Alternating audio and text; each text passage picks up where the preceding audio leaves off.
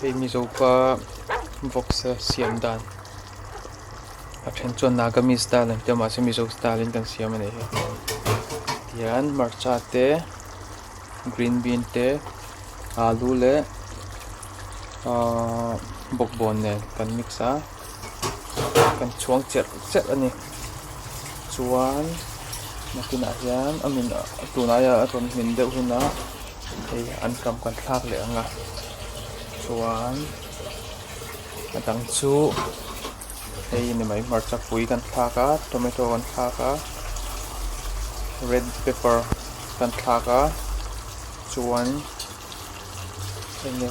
black pepper kan thlak boka soya sauce tlem le vinegar in rei tak Vawksa kan chhum min ho chumi hma vegetable nen kan tian kan fol de a tui em meni a tui dan chu soin siak lo chuan van le thlak takin he Dubai an kam an lo nei lawa ei kan thlak de ko ne apan tui don takan chuan tui takin kan ei theuh do nia me huna